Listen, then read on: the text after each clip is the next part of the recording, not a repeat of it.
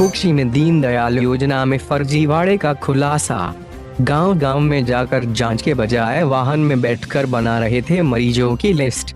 जहां एक और पूरा विश्व कोरोना जैसी महामारी से लड़ रहा है, वहीं मध्य प्रदेश सरकार दीनदयाल चलित योजना के अंतर्गत घर बैठे मरीजों की जांच के लिए करोड़ों रुपए खर्च कर रही है।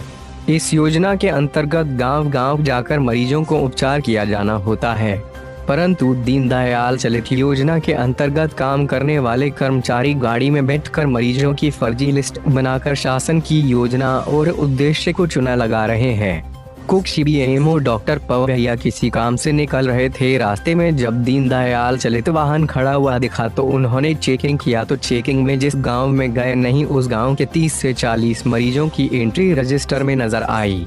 जब कर्मचारियों से इन एंट्री के बारे में पूछा गया तो कर्मचारियों ने बताया कि हमने तलवाड़ा गांव में कुछ गर्भवती महिला और कुछ मरीजों को चेकअप करके उनके टेस्ट करके उनको दवाई गोलियां वितरण की है।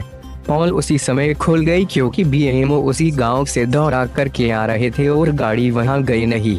पोल खुलते ही दीनदयाल चलित वाहन के कर्मचारी पसीने छूट गए। दीनदयाल चलित योजना ठेकेदारों के द्वारा संचालित होती है और हर महीने करोड़ों का बिल मध्य प्रदेश शासन को दिया जाता है, लेकिन धरातल पर लोगों के जीवन साथ में खिलवाड़ किया जा रहा है। फिलहाल दीनदयाल चलित वाहन कर्मचारी के खिलाफ और ठेकेदार के खिलाफ जांच शुरू कर दी। जांच के बाद कार्रवाई की जाएगी। कुक्षी से कौशिक पंडित की रिपोर्ट। वाला एक मामला सामने आया था जिसका वीडियो वायरल हुआ है। सर, क्या था पूरा मामला? मामला ये था कि मैं टीकाकरण की विजिट पर गया था। क्षेत्र से लौटते समय दीनदयाल चलित उपचारिका ही रास्ते में दिखी थी, तो रुक करके उनके कामकाज की मैंने थोड़ी जानकारी ली और 3 बजे का वक्त था। और उस समय जब मैंने ये देखा कि क्षेत्र के अंदर किस किस्म के मरीज़ मिलते हैं और कौन कौन से गांव में कौन कौन से किस्म के मरीज़ों की अधिकता देखी जाती है, और चूँकि अभी लॉकडाउन चल रहा है, सभी जगह पर प्राइवेट सेक्टर में लोगों को स्वास्थ्य सुविधा मिल नहीं रही है। और ये बहुत अच्छी बात है कि दीनदयाल चलित उपचारिकाएँ ऐसे समय में गांव-गांव में जा रही हैं। तो मैं ये जानना चाहता था कि इनकी जो सेवाएं हैं उनकी कितनी सार्थकता है, ये जानने के लिए मैं वहाँ रुका था। और रुकने पर मैंने ये देखा कि उन्होंने ये कहा कि बोले अब हम यहाँ से फील्ड में जा रहे हैं, एक गाँव कवर करके गए हैं और आगे वाला जो गाँव है तलवाड़ा, वहाँ के लिए हम जो है जा रहे हैं। मैंने कहा कि पिछले गांव के अंदर आपकी कितनी एक्टिविटी रही, कितने पेशेंट देखे, किस किस्म के मरीज़ देखे। जब उनके पर्चों को पलटने के बाद में देखा तो ये मालूम पड़ा कि जिस गांव में वो जाना बता रहे हैं, उस गांव के तो सारे मरीजों की उन्होंने पहले से रिकॉर्ड के अंदर एंट्री की हुई है। और इवन उनको गोलियां दवाइयां भी वितरण बताया। उन्होंने ये पूछा कि बोले इनको तुमने गोलियाँ भी बांट दी, इनके नाम तुमने दर्ज कर रखे हैं। तो मैंने कहा अभी तो तुम तलवाड़ा गए नहीं। बोले हाँ, तलवाड़ा जाने वाले हैं। जब नाम के बारे में पूछा कि ये नाम कैसे, बोले ये नाम हमने लिख लिए हैं।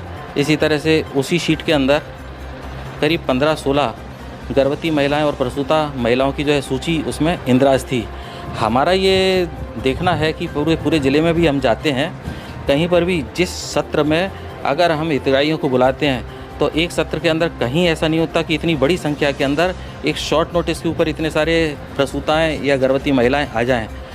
बार बार बुलाने के बाद में 4 या 5 जो हितग्राही आ पाते हैं, तो ये बहुत अच्छी बात है कि मैं ये मानता हूँ कि वो सफलता है उनकी कि एक सत्र में जो उनके पास में 15-16 महिलाएं आ गईं। जब उन 15-16 महिलाओं की जानकारी मैंने एएनएम बहन जी से पूछी तो उन्होंने कहा कि बोले ये महिलाएं तो आई नहीं, आंगनवाड़ी कार्यकर्ताओं से उनके नाम लिख करके उसमें उन्होंने लिखे हैं।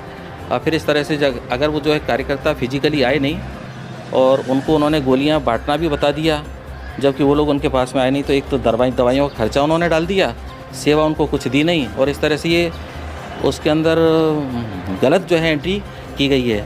इस तरह की गलत एंट्री किए जाने से शासन ने जिस उद्देश्य के लिए दीनदयाल चलित उपचार इकाइयों को लगाया है और जिसके लिए कि लाखों करोड़ों रुपए का भुगतान किया जा रहा है, तो दुर्भाग्य की बात है कि इतने भुगतान के बाद भी उनकी कोई सार्थकता सिद्ध हो नहीं रही है।